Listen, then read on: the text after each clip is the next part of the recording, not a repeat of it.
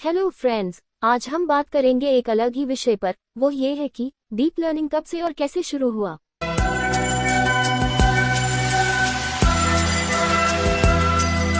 कृत्रिम मशीन बनाने का विचार उतना ही पुराना है जितना कि कंप्यूटर का आविष्कार। 1950 के दशक की शुरुआत में अलन ट्यूरिंग ने ट्यूरिंग परीक्षण का प्रस्ताव रखा, जिसे यह आकलन करने के लिए डिजाइन किया गया था कि क्या मशीन को बुद्धिमान के रूप में परिभाषित किया जा सकता है। इस क्षेत्र में दो प्रमुख अग्रदूत पिट्स और मैककुलोच हैं, जिन्होंने 1943 में एक न्यूरॉन के काम करने के तरीके की नकल करने के लिए डिजाइन की गई तकनीक विकसित की थी। इस काम से प्रेरित होकर कुछ साल बाद फ्रैंक रोसेनब्लेट ने आधुनिक तंत्रिका नेटवर्क का पहला वास्तविक अग्रदूत विकसित किया, जिसे परसेप्ट्रॉन कहा जाता है। यह एल्गोरिथम एक स्वचालित सीखने की प्रक्रिया का वर्णन करता है जो रैखिक रूप से वियोज्य डेटा में भेदभाव कर सकता है। रोसेनब्लेट को विश्वास था कि परसेप्ट्रॉन भविष्य में एआई सिस्टम की ओर ले जाएगा। 1958 में परसेप्ट्रॉन की शुरुआत ने एआई विकास की शुरुआत का संकेत दिया। लगभग 10 वर्षों के बाद शोधकर्ताओं ने इस दृष्टिकोण का उपयोग स्वचालित रूप से यह जानने के लिए किया कि कई अनुप्रयोगों में डेटा में भेदभाव कैसे किया जाता है, जब तक कि पैपेट और मिन्स्की ने परसेप्ट्रॉन की कुछ महत्वपूर्ण सीमाओं का प्रदर्शन नहीं किया। इसने एआई प्रगति के उत्साह को धीमा कर दिया और अधिक विशेष रूप से उन्होंने साबित कर दिया कि परसेप्ट्रॉन सरल कार्यों को सीखने में सक्षम नहीं था, जैसे कि एक्सक्लूसिव या एक्सओआर, चाहे नेटवर्क को कितने भी समय तक प्रशिक्षित किया गया हो।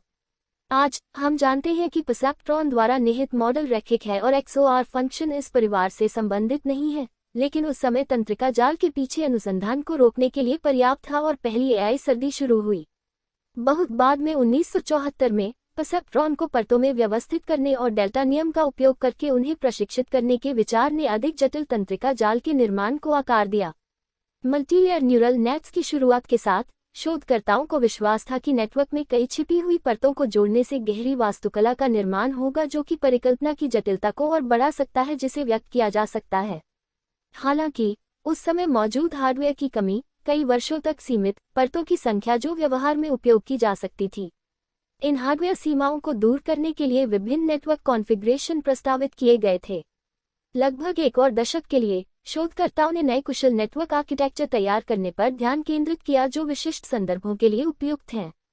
विशेष रूप से इन विकासों में डेटा से प्रासंगिक सुविधाओं को निकालने में उपयोगी ऑटो एन्कोडर, सांख्यिकीय चर मॉडल के लिए उपयोग किए जाने वाले विश्वास जाल, आवर्तक तंत्रिका जाल और डेटा के प्रसंस्करण अनुक्रम के लिए उपयोग की जाने वाली इसकी लंबी शॉर्ट टर्म मेमोरी और संसाधित करने के लिए उपयोग किए जाने वाले दृढ़ तंत्रिका जाल शामिल थे। इमेजेस। इन नए एआई समाधानों के बावजूद प्रशिक्षण के दौरान उपरोक्त हार्डवेयर सीमाएं एक बड़ा प्रतिबंध थीं। हाल के हार्डवेयर अग्रिमों के साथ, जैसे समानांतरीकरण, जीपीयू, क्लाउड कंप्यूटिंग और मल्टीकोर का उपयोग करना, प्रसंस्करण अंततः एआई के वर्तमान चरण की ओर ले गया। इसमें चरण गहरे तंत्रिका जाल ने जबरदस्त प्रगति की है सटीकता के संदर्भ में, और वे अब जटिल को पहचान सकते हैं, छवियों और वास्तविक समय में आवाज अनुवाद करते हैं।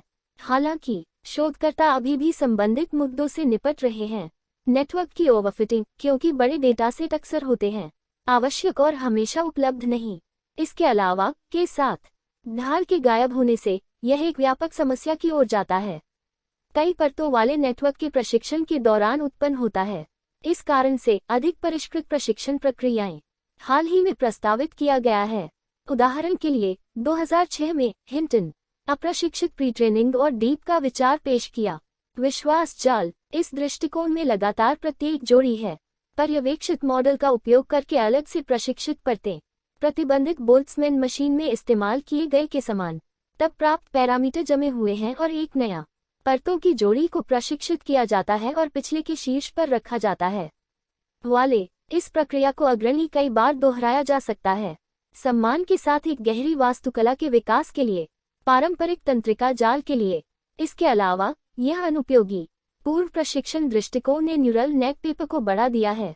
जब 2014 में पहली बार न्यूरल मॉडल बना, भाषण मान्यता में अत्याधुनिक 2010 में एक बड़ा डेटाबेस जिसे इमेजनेट के रूप में जाना जाता है, जिसमें शामिल है लाखों लेबल वाली छवियां बनाई गई, और यह थी एक वार्षिक चुनौती के साथ मिलकर जिसे लार्ज स्केल विजुअल कहा जाता है। मान्यता चुनौती। इस प्रतियोगिता के लिए टीमों की आवश्यकता है। एआई सिस्टम बनाने के लिए शोधकर्ता और उन्हें एक अंक प्राप्त होता है। इस आधार पर कि उनका मॉडल कितना सटीक है।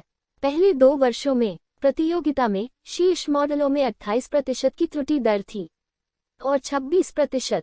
2012 में क्रिशेव्स्की, सत्स्केवर और हिंटन एक समाधान प्रस्तुत किया जिसमें केवल 16% की त्रुटि दर थी और 2015 में नवीनतम प्रस्तुत मॉडल सक्षम थे 5% की समग्र त्रुटि के साथ मानव विशेषज्ञों की पिटाई।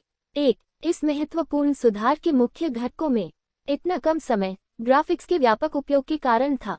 प्रशिक्षण में तेजी लाने के लिए प्रसंस्करण इकाइयां GPU प्रक्रिया इस प्रकार बड़े मॉडलों के उपयोग की अनुमति देता है जो भी मतलब वर्गीकरण में कम त्रुटि दर।